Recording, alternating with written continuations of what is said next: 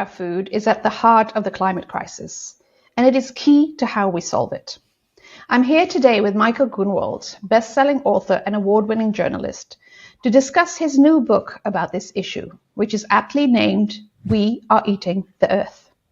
Michael's book gamely tackles many of the lightning rod topics at the food climate nexus, and I'm thrilled to get into some of it with him today. Some could consider this book to be anti-farming. It does at some point say every farm is a kind of environmental crime scene. But it also includes one of the most beautiful acknowledgements of farming that I have read in a long while, and I want to just quote that. Michael writes, "It's worth remembering that the farmers and ranchers who work all that land empower the rest of us to make different choices. Because they alchemize sunshine, rain, and soil into nutrition, we can be healers, teachers, influencers, and authors of books, exploring agriculture's downside. Our food doesn't magically materialize on grocery shelves. Farmers do a great job of growing it, and we owe them, as they often remind us, a great debt." So I think that's a really beautiful sentence and really kind of describes beautifully about how important farming is and how hard it would be if we each had to grow our own food, which would be pretty impossible for most of us. Anyway, we'll get into the inherent paradox here, which is that modern agriculture enables most of us to do what we love about our lives, which is not farming. But it's also a major source of pollution. And so we want to talk about how we might adjust some of those to have better outcomes both for farmers and for the planet. But first, let me introduce Michael. I'm Mike Grunwald. I'm a journalist and author of We Are Eating the Earth. And it's a book about how to feed the world without frying the world. And the big answer is to stop eating so much of the earth. Agriculture is already 2 of every 5 acres of the planet. And land use is really, and deforestation is the leading cause of agricultural emissions. Food is now 1/3 of our climate problem, and we're not doing much about it. Curious why you wanted to write this book. Neither of us really came to the environmental movement focused on food or agriculture. So what was your journey to get through this topic? Why this book? As you know, I've been a reporter for more than 30 years. I'm an old man now, and a policy reporter for most of that. And ever since my first book was about the Everglades, and since then I've done a lot of environmental reporting, which means in our modern era being a climate reporter. But it was always energy and climate.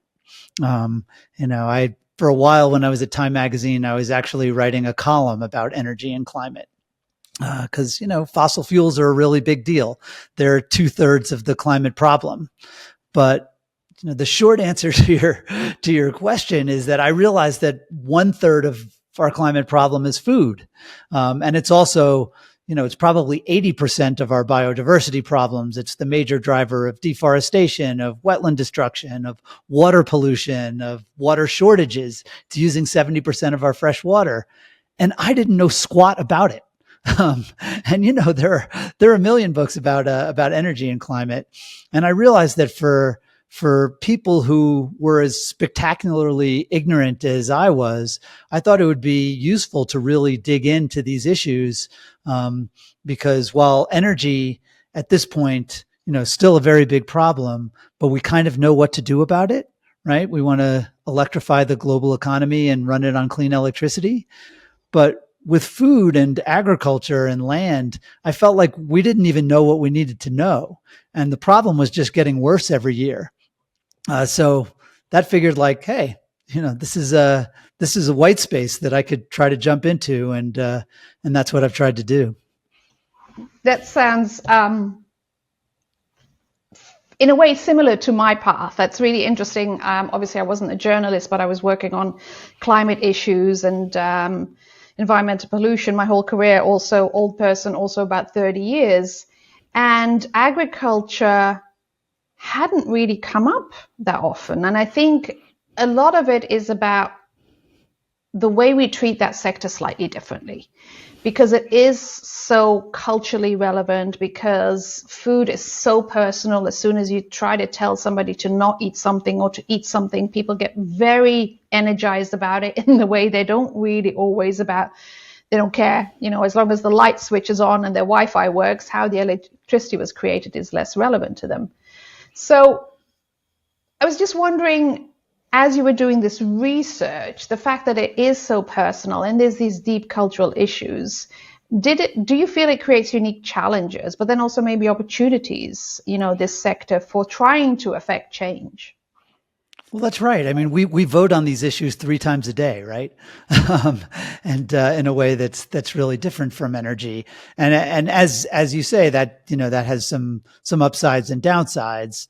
In terms of telling people how to eat has generally been a kind of losing proposition. But thinking about what we eat and how we produce it, I think is something that most of us haven't done. And I think for a lot of us, right, agriculture is it's flyover country, right? We live in cities. As you mentioned my line about how, we think our food materializes on the grocery shelves, and, we can look out the window of the plane when we're flying across country and say like, boy, there sure do seem to be a lot of rectangles and circles out there. There's a lot of agriculture, but I don't think we've, it's really hit us the extent to which agriculture is eating the earth, the extent to which our natural planet is becoming an agricultural planet. And you'd think for the environmental community, that would kind of be, people who care about the earth, that would be the biggest issue, right? One of every 100 acres are now cities or suburbs. 2 of every 5 acres are farms or pastures. If you care about the environment, you should care about agriculture. I was surprised in a way at quite how important the agricultural emissions are as part of the climate budget, the greenhouse gas emissions, right? Especially working at EDF, we've been working on trying to put methane on the global agenda. But just to say, a third of all the methane emissions is hugely potent gas that is really literally going to determine how much warming we see in the next 10 years. A third of it comes from the agricultural sector. The other point you just mentioned was I think you said 2 out of 5 hectares or 3 out of 5 hectares is pasture or agricultural land. The issue of land use obviously sort of comes up a lot in your book, and we'll get back to that. But I think that's something that we don't think about enough either, the component of land use and how that influences the environment around us. Before we get to that, I wanted to sort of really quickly think about your book and the title of your book and feeding the world without frying the world. What does that mean to you? What do you mean by that? Sure. I mean, and this goes to what you were saying about, the sources of agricultural emissions, right? Because there are a lot of them, right? There are these big diesel tractors and crop dusters and other sort of fossil fueled farm equipment that create a lot of carbon dioxide. There is, as you mentioned, the methane from cow burps and farts, very big deal, but also from rice fields and from manure. A lot of methane, nitrous oxide, primarily from fertilizer, that same fertilizer that's washing into the Gulf of Mexico. Some of it, those are nitrates, but sometimes it volatilizes into the air as nitrous oxide, and that's a terrible problem. But yes, I think the biggest problem in agriculture is the fact that it's eating the earth. The fact that every 6 seconds we're losing a soccer field worth of tropical forest, and it's almost entirely to agriculture. And when we lose that forest, we're losing the carbon that's stored in the forest, and we're losing its ability to store carbon and absorb carbon in the future. Right? Forests already absorb about 1/4 of our carbon emissions. So I always say that trying to decarbonize the planet while you're continuing to vaporize trees, it's like trying to clean your house while smashing the vacuum cleaner to bits in the living room. It's like you're making a huge mess, but you're also crippling your ability to clean up the mess. Mm-hmm. And that is, I think, the real impact of agriculture. Mm-hmm. It's the transformation of nature into farmland, and the loss of all that carbon and the loss of that ability to absorb carbon in the future. Yes, yes. So, growing food, probably, possibly good. We have to grow food, we have to eat. Destroying forests, to do that, bad. So you There you seem to be go. You just saying, summarized my book in about like, in 10 words. very simplistic term. So you seem to be saying what we need to do is grow more food on less land, right? So what Yeah, are we the need to. biggest opportunities you see here? Yeah, well, there's sort of two sides of it, right? We need diets that are less land intensive, and the spoiler alert there is that beef and lamb are the most land intensive food. So particularly in the rich world, we're going to have to try to eat less beef and lamb, whether that's just out of the goodness of our hearts or through coming up with beef and lamb substitutes that people find delicious and cheap enough to adopt and embrace in mass quantities. We'll see. So that's the demand on the demand side, and also wasting less food, right? Because when we waste food, we waste the farmland and the fertilizer and the water that's used to grow that food. And right now we're using a land mass the size of China to grow garbage. So those are big opportunities on the demand side. But on the supply side, yeah, we're going to have to grow more food, and we're going to have to use less land, and we're going to have to do it with fewer emissions. And that leads to some conclusions about high yield, productive agriculture that a lot of people don't like. Agriculture's biggest job over the next 25 years is going to be to manufacture a lot of food. We're going to need 50% more calories by 2050. And we can't keep, tearing down the Amazon to do it. That's really the challenge. We're on track right now to deforest another dozen California's worth of land by 2050. And we don't have another dozen California's worth of forest, right? I mean, we can't Mhm. spare that. I know it's a cliche to say that there is no planet B, but at the rate we're going, we're going to need it. We're going to need to grow more food in the next 30 years than we've grown in the last 12,000. And so, I write about a lot of promising technological solutions as well as, just kind of agronomic solutions to try to do it. Um, but we can't just hand wave it away. You hear very often from environmentalists and from people from all coming at it, these problems from all different ways. They sort of hand wave away the idea that we need to make more food. It's like, oh, we just need to eat less meat or waste less food or just distribute it better. And we should try to do all the things, but the math really sucks. We're also going to need more food. And certainly until we solve all those other problems, we shouldn't start by making less food. Mhm. Okay, so there's lots of great intel in there and lots of very inconvenient truths, which is how I describe the agricultural sector when I talk to my friends about how they're trying to eat well for the environment. But let me take some of these. So you have spoken about the waste problem. So about a third, I think, of all the food that is produced never makes it into anybody's belly, which is um, disturbing, immoral, on so many levels, right? Because that took land. It took land to grow the food. It took labor. It took chemical or other inputs.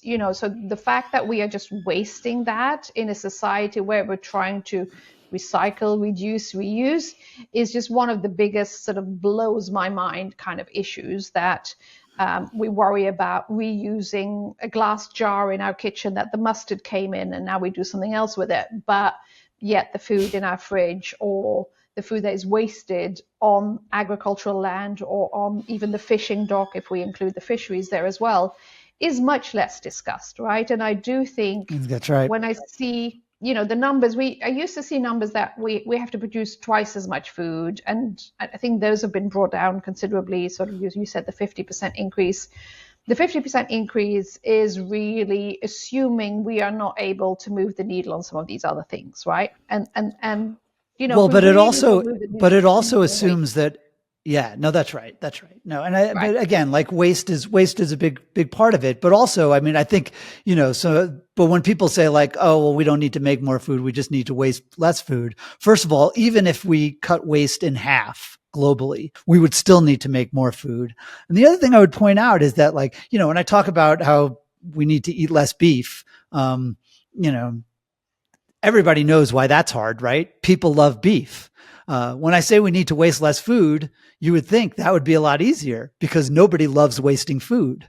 But it turns out it's really hard. My best example is that, right now we just, like, the big issue in America, right, is the price of food and food inflation. People are spending too much at the grocery store. Since food prices started going up in 2021, 2022, there has been no reduction in U.S. household food waste, which suggests, like, as much as people care about how much they're spending at the grocery store, they don't care enough to stop throwing away more than $1,500 worth of food every year. That's the average household, which I think just suggests how tough these issues are to fix.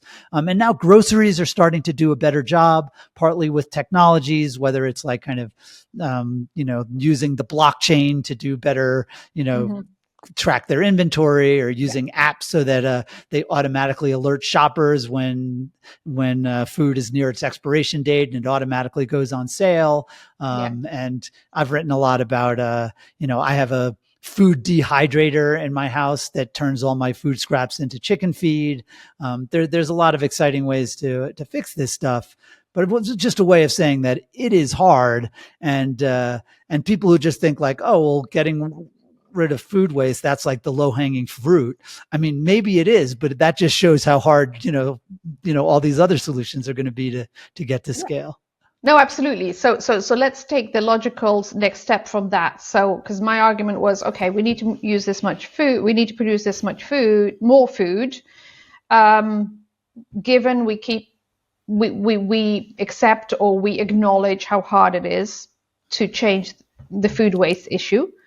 So what can be done to produce more food without frying the earth?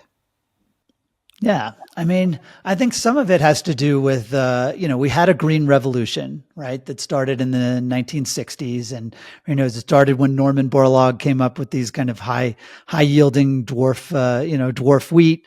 So basically you could make more wheat with less land. And it has expanded to include large scale irrigation and these chemical fertilizers that some believe are the reason, half of the 8 billion people on earth are alive.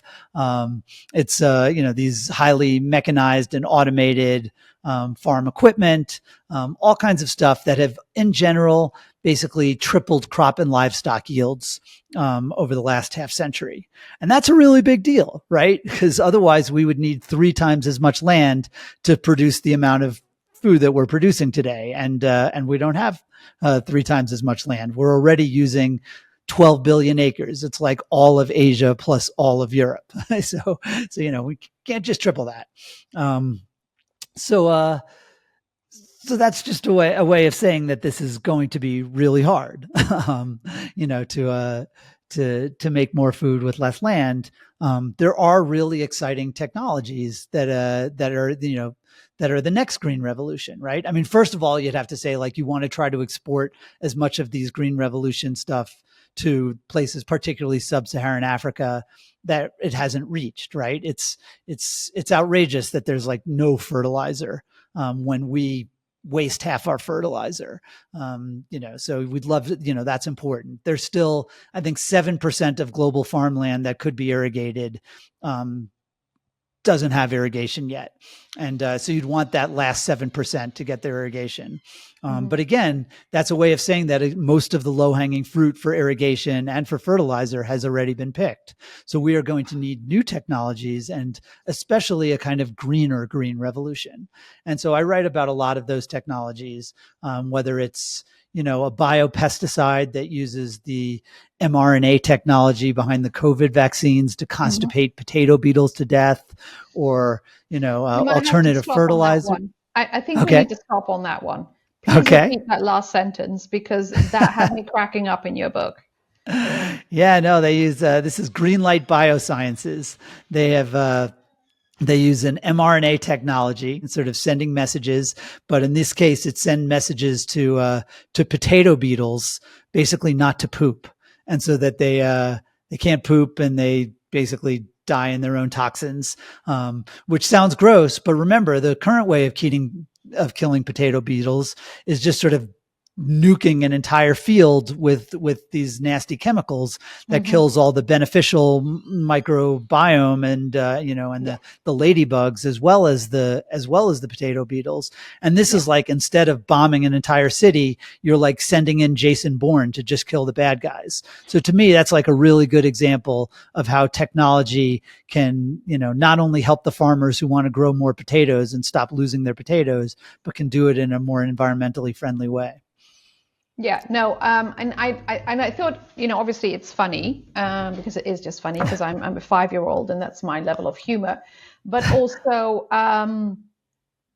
it's just so amazing to think what we can do with technology if we are willing to go there. Because I have been working in this field for a while now, and there is this tendency, this fear almost of technology, and obviously the anti-GMO issue was a very big part of that. And obviously there is a lot of negative effects that I can name of many, many technologies, but I refuse to accept that there isn't a way to have a good technology and also minimize some of the negativities.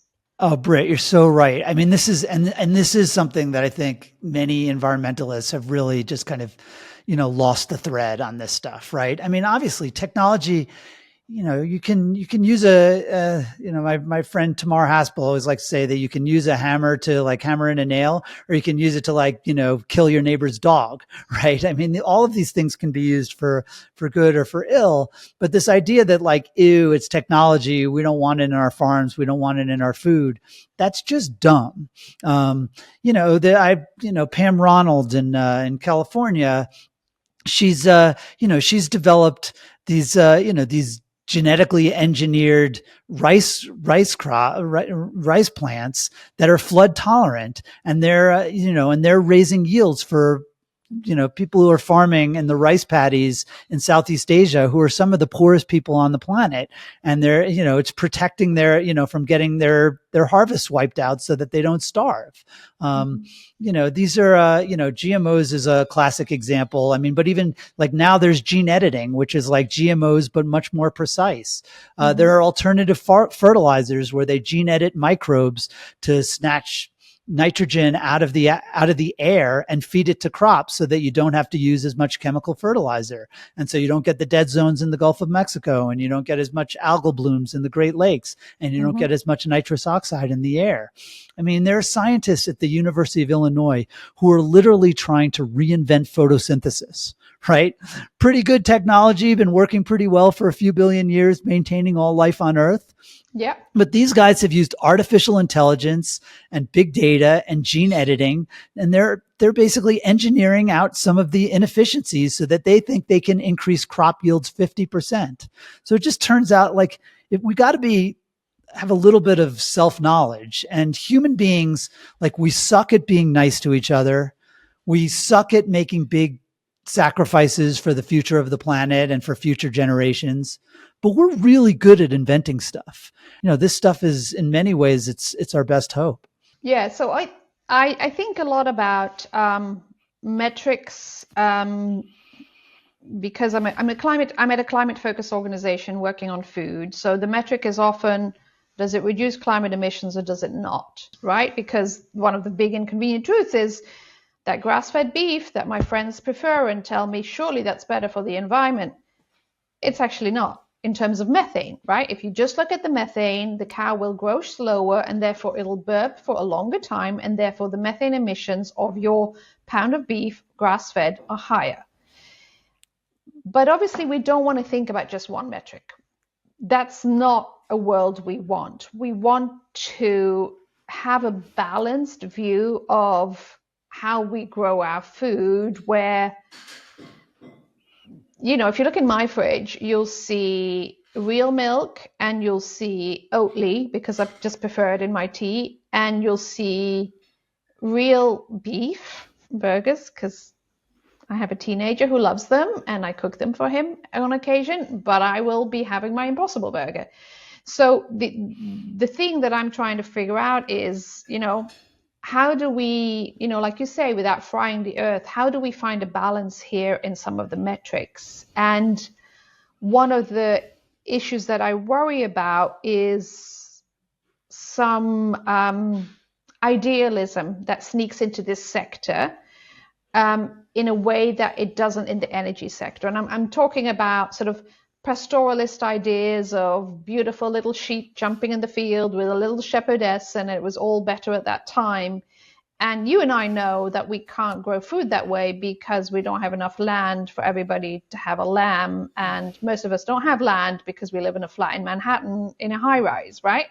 And so, but this kind of idea that we need to turn away from technology and turn back to a lot of older sort of practices often just makes me question, like, what is the metric here? I'm not against it. If you can show me a practice that will give me a higher productivity, less water use, less fertilizer use, etc., let's do it. But let's look at all those metrics. What are the kind of metrics that you think about when you think about this? Well, what I keep, part of what I'm saying is, first of all, I don't think there's anything to really be gained by being scoldy and, and telling people like, you're bad, like, don't go to the farmer's market and get your organic grass-fed beef. I mean, people should get what they want, but I think most people have no sense whatsoever about the impact of their diets on the planet. And so I think it's good to have some facts. And you have pointed out to one, I think the biggest misconception in this entire field is this notion. And sorry, I blame Michael Pollan partly because he's such a good writer that he has really convinced people of this idea that there was these kind of virtuous, rustic, bucolic, good for the environment farms of yesteryear, where the soil was treated with love and the animals had names instead of numbers. And I guess the farmers were like in the American Gothic painting, and that that kind of farming is part of the climate solution. And then everything went to hell when it became these chemical drenched monoculture farms, big ag, and these terrible factory farms.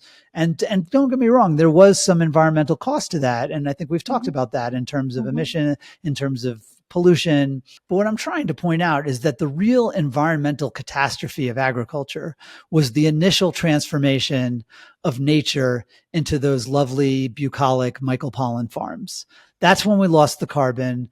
That's when we lost the biodiversity. And that if we're going to be serious about trying to, have a carbon friendly and, wildlife friendly agriculture system, it's going to be really focused on having a smaller agricultural footprint and making more food per acre so that we use fewer acres to make food. And, and that is, as you say, very unpopular. Obviously, organic produce, I think most of us have been familiar with for a long time because it has a real definition, right? You can only use it. Right. You can only use an organic label on your vegetables if they've been produced in a certain way.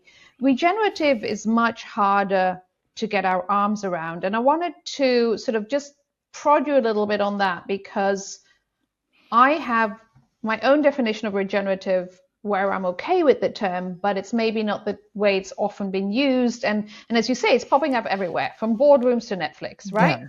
It's everywhere. So what are your concerns about it? Sure. Let's take the term. The term is one thing, but as we know, many people think about different things. So what exactly is it in it that you object to? Sure. I mean, well, what I would first say is that, and I think on the, there are some people who are considered critics of regenerative agriculture, right? And I guess I'm probably considered one of them, even though I think there are some really good things about some of it, particularly its effect on soils.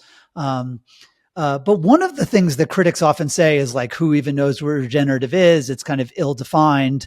And I don't know. I feel like I kind of know what regenerative is. It's like a bunch of practices that usually involve, it's sort of no-till or less tillage to try to minimize disturbance of the soil, cover crops to try to keep the soil covered at all times, so it's not bare and it doesn't, you don't have that kind of erosion from, when the wind blows.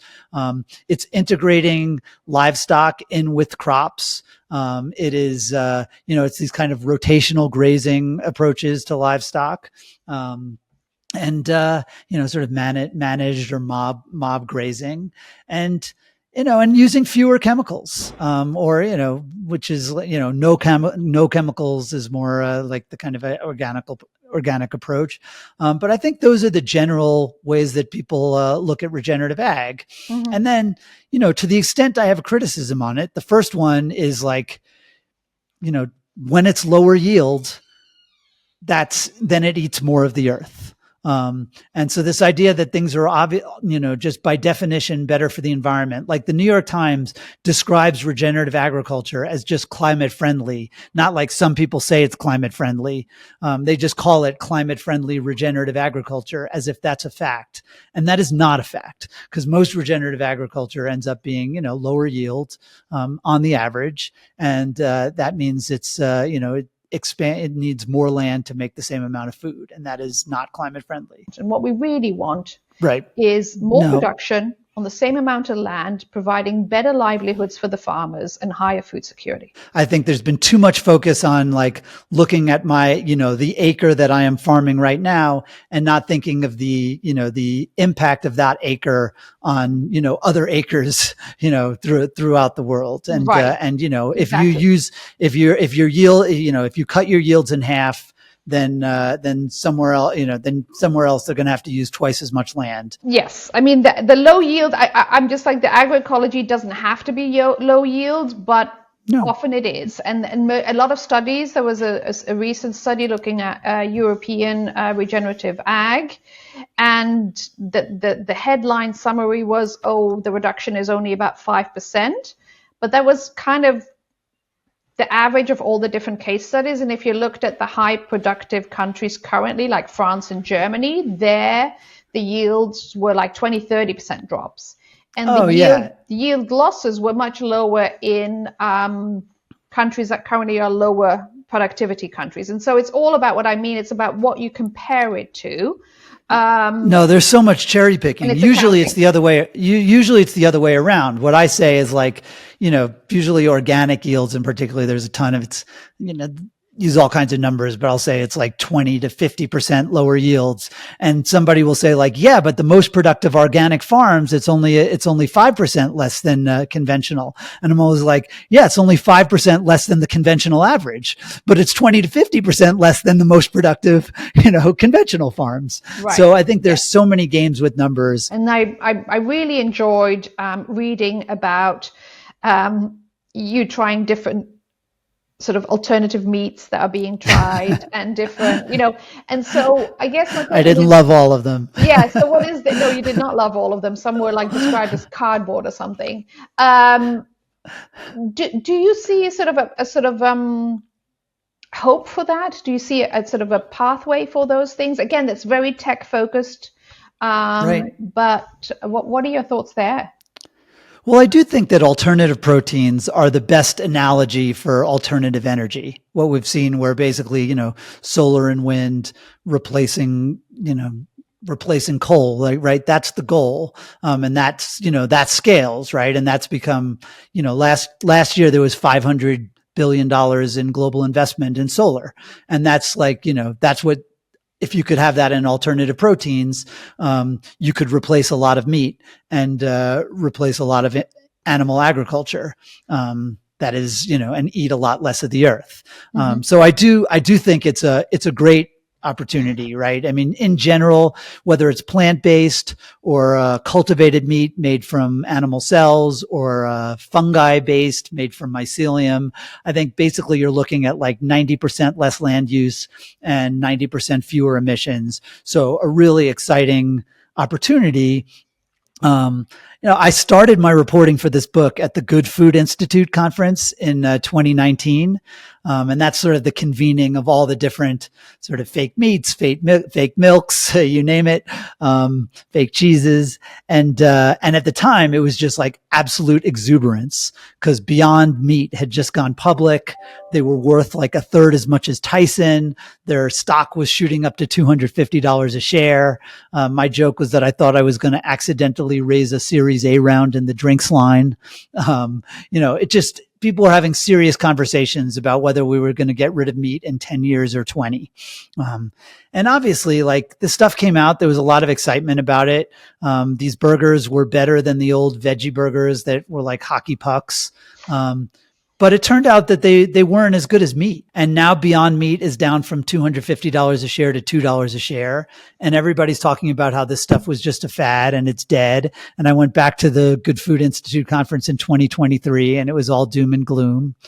And I think that's excessive too, right? The hope is that like the cow is a pretty mature technology, and this stuff is not. And that once they can make it, taste better and cost less, and you can even make it healthier. You can fortify it with different, nutrients and vitamins. I'm very excited about this technology, but I do think one lesson of this solution, like unfortunately, just about all of the dozens of promising solutions I write about in the book, is that it's going to be really hard. And we better start working on it. And and governments really better start investing in it, because that's the other lesson of solar and wind. Similarly, we know the diet dial is extremely hard to change as well. The Greek philosophers were already talking about going vegetarian, and here we are in 2025. Right. And people, a lot of humans feel like omnivores, and they like fish one day, but they like their beef another day. So I do think a lot about the and solutions, right? We have to improve productivity, and we have to ensure that farmers all around the world have access to this. Because if you look at how much is produced, for instance, in California, or let's think about countries like Denmark and the Netherlands, postage stamp size compared to the US. But the productivity they have been able to achieve, if that could be replicated even to like a factor of 10 in sub-Saharan Africa or in India or the rest of Asia, we could easily produce 50 times more food. That's right. How do you think about that issue? No, these are, again, like, I know for most people kind of like you hear numbers, right? And there's just like, there's big numbers and small numbers. But some of these numbers are so big that it's just like, it makes them big opportunities, right? The average California dairy cow produces 25 times as much milk as an Indian dairy cow. And so as somebody in my book pointed out, that's like the difference between having 25 cars on the road and putting 25 people on a bus from a climate perspective. It's just like a massive difference. So we want, and people are like, ew, we hate these, these big dairies in California. Like, no, we need Indian dairy, the Indian dairy industry to be more like ours. You mentioned like right now, imagine we got rid of all fossil fuels all over the world, and even got rid of all deforestation all over the world and all agricultural emissions. Just land use change in Africa alone, if yields don't change in Africa, could be enough to put the entire world past 2 degrees Celsius of warming. So these problems are so giant, and the opportunities of exporting these, yield increasing technologies, and also I think, hopefully the alternative protein type, technologies, they can really move the needle, and they are not yet. You mentioned Denmark. Like, Denmark has actually showed the rest of the world how to do it now, right? They've passed a reform, and we'll see if it sticks, right? Yep. But it includes a tax on agricultural emissions. And I know that it's very hard in the US. I'm not saying this stuff is going to be easy, but they're doing a tax on emissions. They are going to rewild 1 million acres of farmland. They're going to put it back to peatlands. And they are promoting plant-based eating throughout like a big campaign throughout the country. But at the same time, the government is going to invest in agricultural technologies that will help their already very efficient pork and dairy and feed producing industries get even more efficient and make less of a mess. So they are investing in things like the feed additives to help the cattle burp less methane, and genetically engineered crops that will be more drought tolerant and higher yielding. And, they're even looking at planting. I write about this, this miracle tree called Pangamia. That's basically like growing soy, Yes. but you can grow it in crappy land and it gets 4 to 10 times the yields, and it doesn't need irrigation water or fertilizer. It really is this kind of amazing thing. They're talking about like, maybe Denmark can promote, large scale plantings of Pangamia for their feed.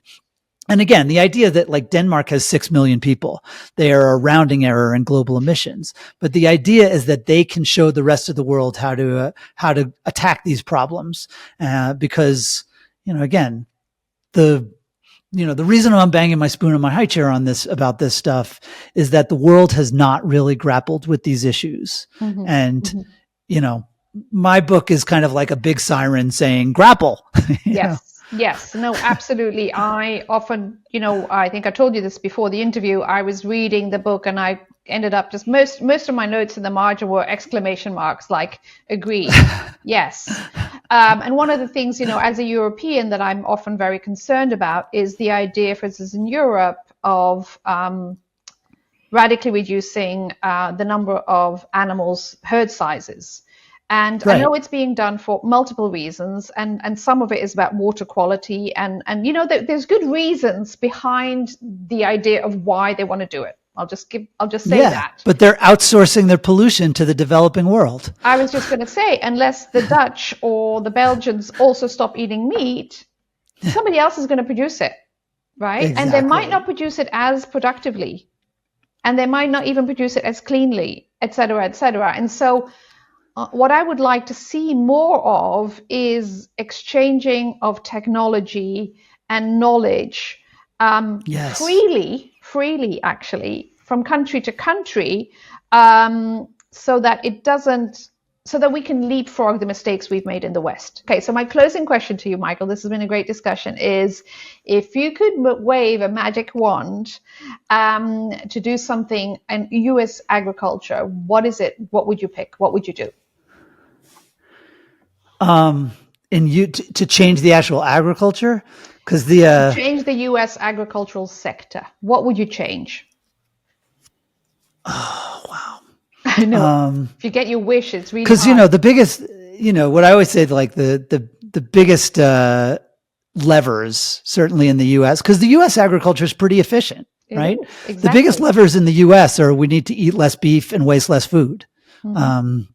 If in the U.S. agricultural system, I mean, of course, I'd like them to make, I think, CAFO should do a better job keeping their, manure out of the rivers, and everybody should do a better job wasting less fertilizer and creating less nitrous oxide emissions. But honestly, I'd like to see, the rest of the world farm more like the United States.